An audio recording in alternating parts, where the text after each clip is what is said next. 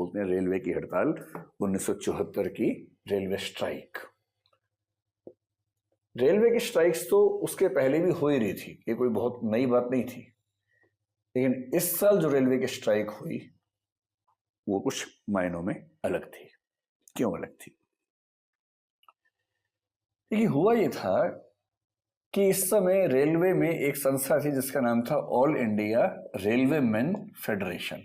All India railway men's federation.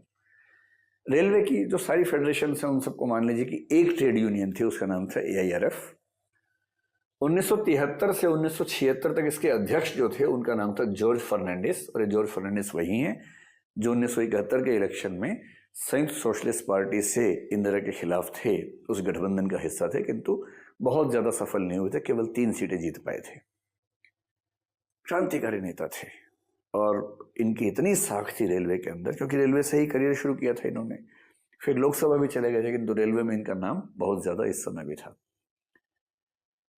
Railway में strikes होती थी पहले भी, लेकिन ये इतने तेज तर्रार थे कि उन्होंने रेलवे के पक्ष में बहुत कदम उठाए, रेलवे के कर्मचारियों के पक्ष में बहुत कदम उठाए।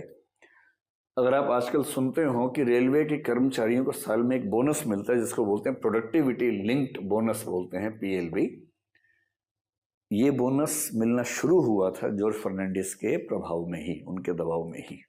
और भी कई काम किए थे, सैलरीज बढ़ी थी उनके दबाव में। और जब जॉर्ज फर्नांडिस ने यह आंदोलन शुरू किया, इस आंदोलन का तात्कालिक उद्देश्य ये था कि जो लोकोमोटिव स्टाफ था, लोकोमोटिव स्टाफ का मतलब है जो ट्रेन्स चलाने वाला स्टाफ था या गार्ड्स थे, जो रनिंग ट्रेन्स में, मूविंग ट्रेन्स में जॉब करते थे, उनकी जॉब को क्लासिफाई किया था कॉन्टिन्यूअस के रूप में, यानी कि जब तक ट्रेन अपने गंतव्य पर नहीं पहुंचेगी वो ड्यूटी पर ही रहेंगे, ड्यूटी चेंज उनकी नहीं होगी। और इसमें कई बार कई दिन लग जाते थे,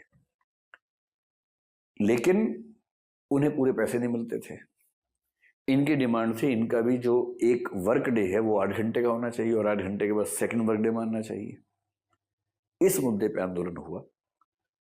और खास बात यह है कि यह आंदोलन, पहली बात तो यह है कि 8 मई से 27 मई तक, यानी कि करीब 20 दिनों तक चलता रहा। एक तो ये बड़ी बात है इसमें।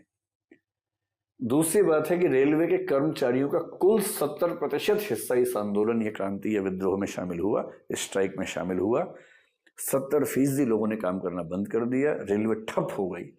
जैसे अभी लॉकडाउन के समय रेलवे बंद है, इससे पहले जब रेलवे भारत की बंद हुई थी तो ये 1974 की स्ट्राइक का मामला था।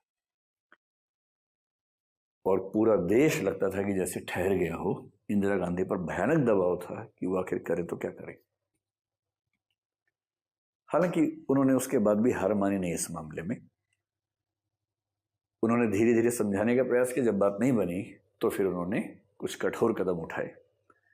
और इस स्ट्राइक के बारे में सबसे रोचक बातों में से एक बात यह है कि भारत के राष्ट्रपति VV गिरी, आपको पता ही कि 1969 में VV गिरी कैसे बने थे राष्ट्रपति? इंदिरा गांधी के इस आह्वान पे कि अंतरात्मा की आवाज से वोट करो, वो राष्ट्रपति बने थे।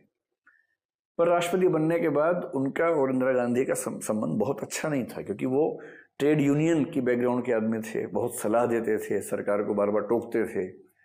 और इंदिरा गांधी को ऐसा राष्ट्रपति, एक्टिव प्रेसिडेंट पसंद नहीं था, इसलिए उनके साथ खटपट चलती रहती थी। ये बात खुल के तो नहीं कही गई, लेकिन ये बात दुनिया में सबको पता थी उस समय कि VV गिरी यानी भारत का राष्ट्रपति भी इस रेलवे स्ट्राइक के साथ सहानुभूति रखता है। ये बात कोई प्रधानमंत्री कैसे बर्दाश्त करेगा कि उसी के खिलाफ हो रही स्ट्राइक को उसी का राष्ट्रपति समर्थन करता हो, या कम से कम भीतर से समर्थन करता हो। खैर, इंदिरा गांधी ने कुछ कठोर कदम उठाए, कुछ लोगों को नौकरी से निकाला, कुछ को गिरफ्तार करवाया, कुछ पर दबाव बनाया। आखिरकार 27 मई को स्ट्राइक वापस ले ली गई और यह स्ट्राइक किसी खास परिणाम के बिना समाप्त हो गई। लेकिन